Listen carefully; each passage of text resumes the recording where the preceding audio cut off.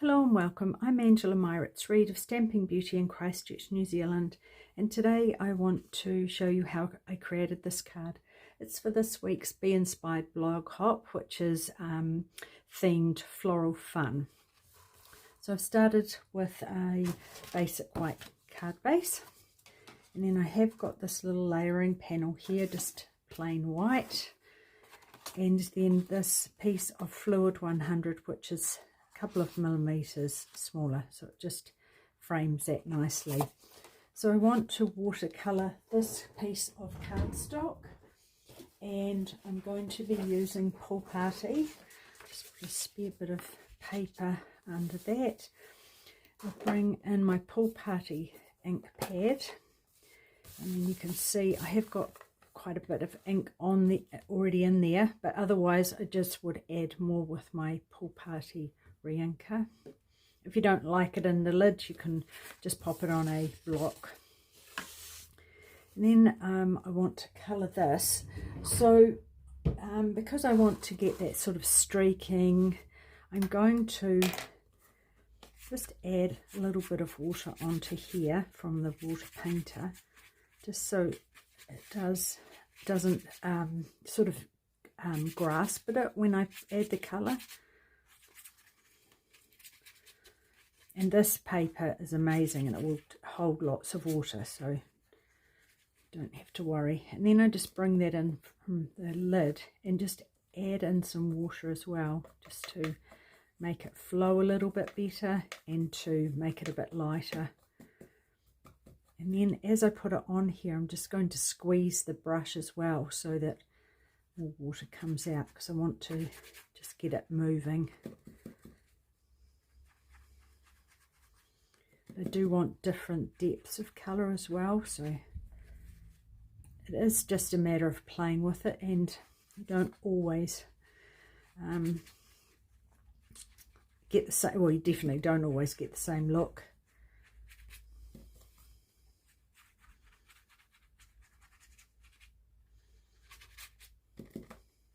Just a matter of experimenting.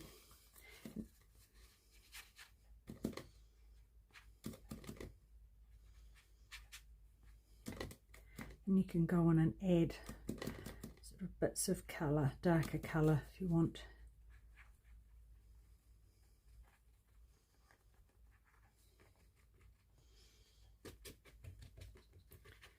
Just really turn it around, and then you see it flows different ways.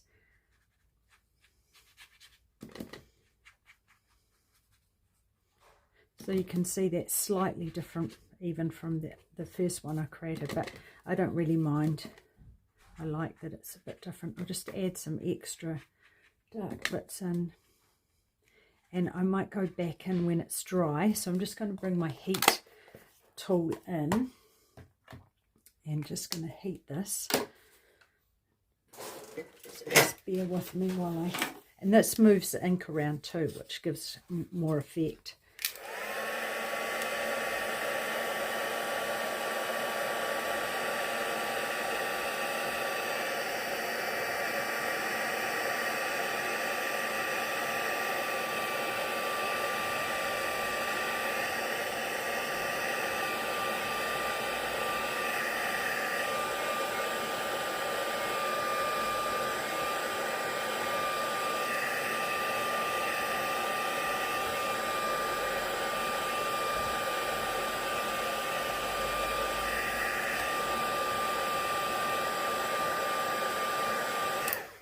Right, so once you're happy with how dry it is, then what I quite often go in, bring it back in, and just put in some dark, just really full strength in here.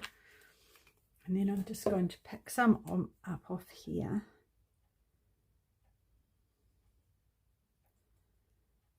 And just flick it onto here. So I get some darker blobs.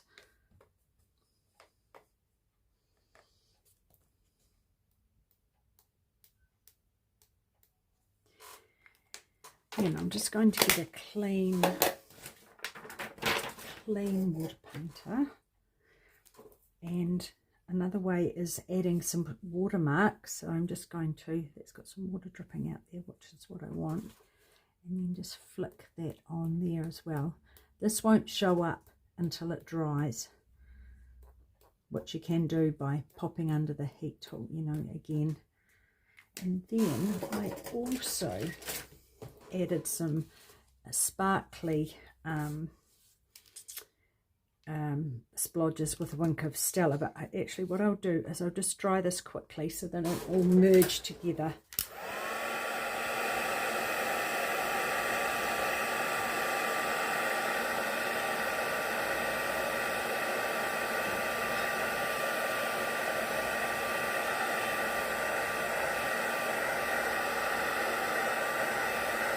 So you can see where the water's gone, it's taken the colour out to give that watermark look. And then the wink of Stella, pull that tight, and I just flick it, just give it a little bit of squeeze and flick it from here. This doesn't really show up, probably doesn't show up to you, and best is to see it when it's sort of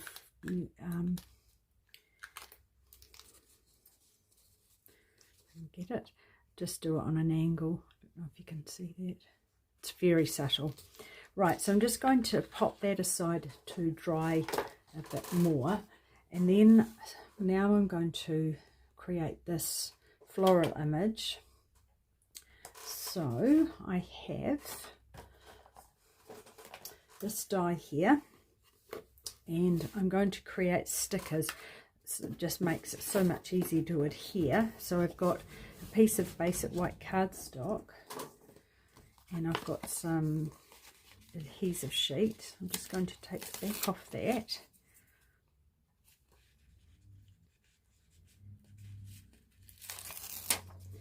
Gets stuck to me in the meantime. And then just pop that on there.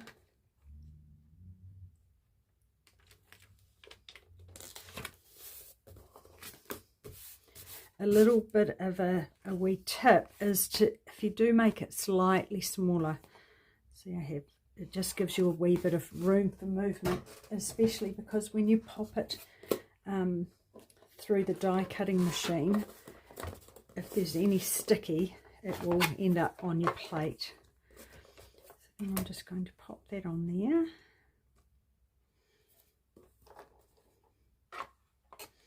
And I'm going to run it through twice. I do that on intricate dies anyway, but also when it's got the extra layer of the adhesive sheet. It's got a little bit more to cut through. I think that looks like it's cut through really well. And I'll just get my take your pick tool and just poke that out. And lay the next one on. So I've just done 2 deep.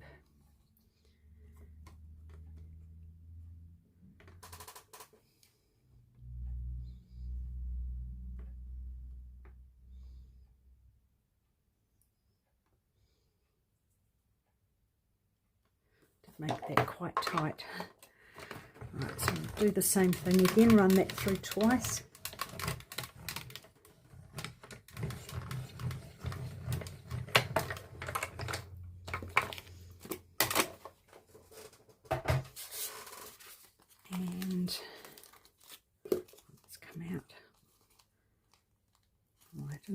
Doesn't look like I went far enough through there. Just pull that off. So now what I'm going to do is pop one of these on top of the other, and I don't usually worry about taking all those bits out now. When I take it off, the adhesive sheet, see, they mostly, that's where the join was, come off. When you pull the sheet off, see, they come out. So it just saves a little job of faffing, poking all the bits out. And if the odd one does stay, I just pop my finger onto it and it sticks to your finger and comes away. Oops.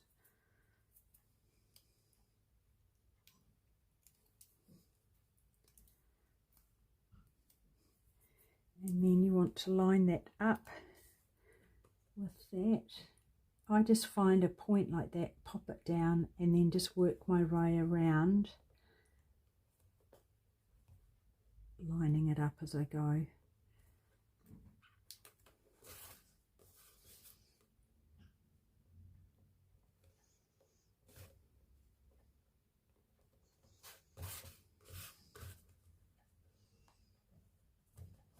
Right, and then that's that all ready to go.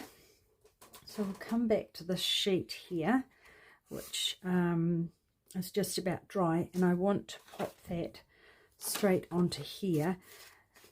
I tend to, when I'm using watercolor paper, I don't use glue, I use our Stampin' Seal, just so I can get straight away a really good flat surface when it's adhered.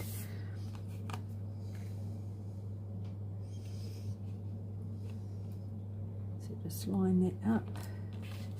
It's pretty forgiving because it's going on that white background anyway. And then I've just popped it up on dimensional, so we'll just put some dimensionals down.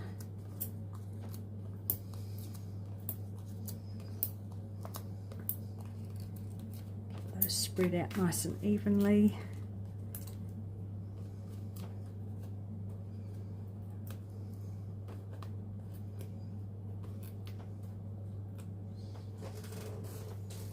And then onto the basic white card front. So you can decide which way you want up, if there's a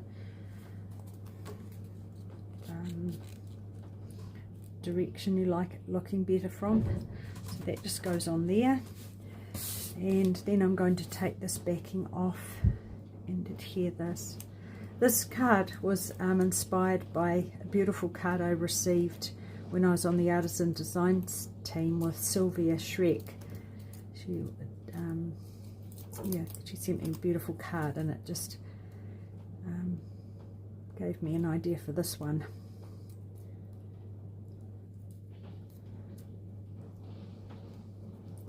So those are all the bits out, and then I've just popped it sort of hanging off the edge a little bit. I just like that, it adds a bit of interest. Oopsie. There, and give it a good press.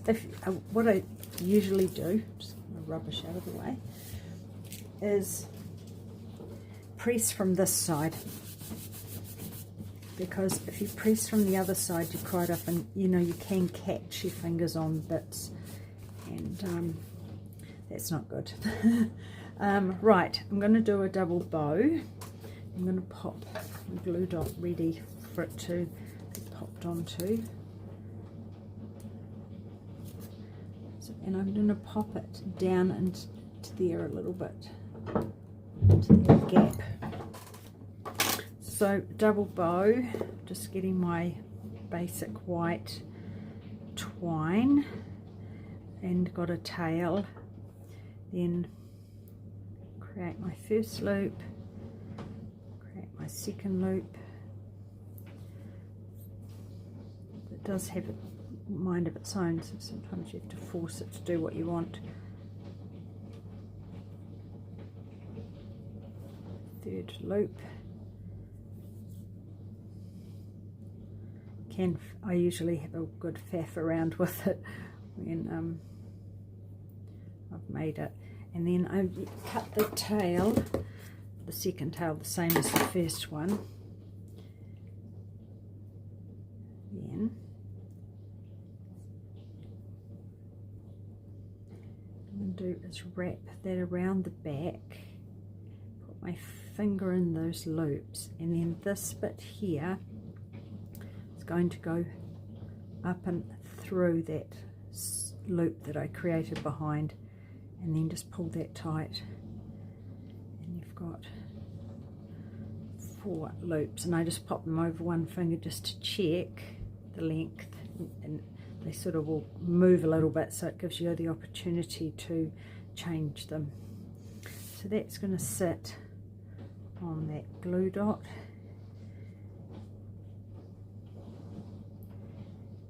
Just fan those out a little bit. Pop that out there.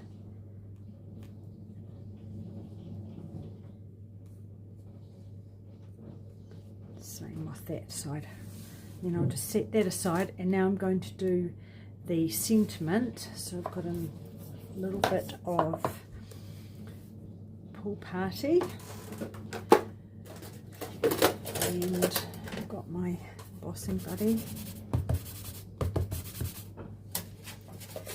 I had someone new at class on Saturday, and they were asking about that, what's the reason for that, and I was explaining, once you've stamped it with the Versamark,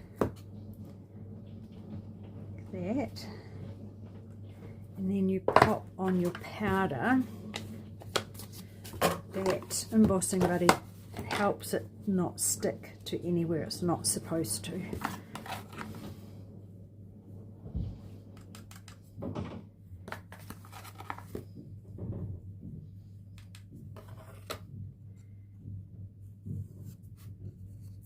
And usually just a little blow gets rid of any pesky little bits that have stuck around. So we'll just heat this.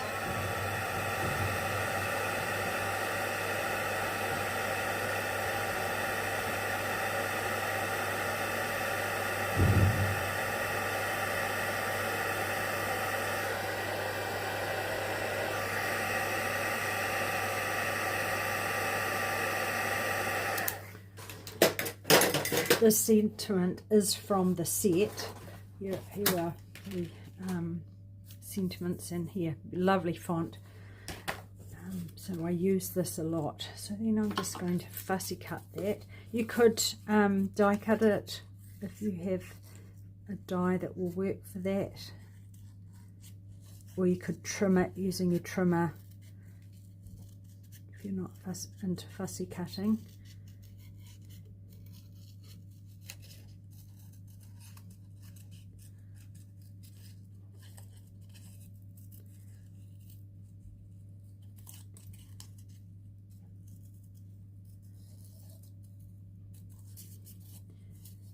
Don't have to be too fussy, and I find just leaving a little edge around it just gives you a little bit of wiggle room, and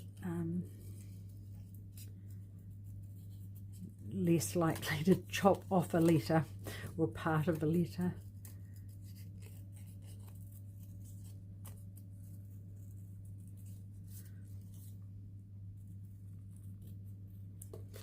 That's that. So now I want to pop that over the bow, and I'll just put one layer of dimensionals and see how that goes, and if it's not, I'll have a wee test. So I just want a couple on that side, a couple on this side. Just want to see how they skim the bow. Yes, that should be okay because I've sort of put it in that dip. I think that's helped. But if it's not clearing the bow or the knot in the bow by much, you can add a double layer of dimensionals.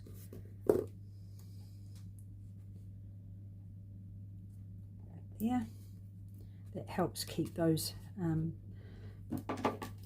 loops in tow as well. Right, so now I've got these little bokeh bits, the itty bitty bokeh bit mix bits that I'm going to pop on here. So just a little dash of glue and the other end of my take your pick tool.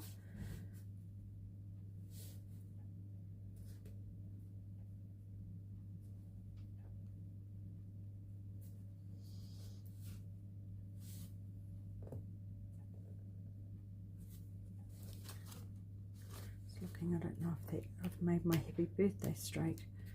Let's have a look. Hope it's better. These are quite subtle, these little embellishments, but there's sort of enough going on in the card as it is, so it doesn't need too much. So that is the card made. So hope you enjoyed that, and be sure to check out all the other members of the team to see what they've created this month. Thanks, and we'll see you again soon. Bye.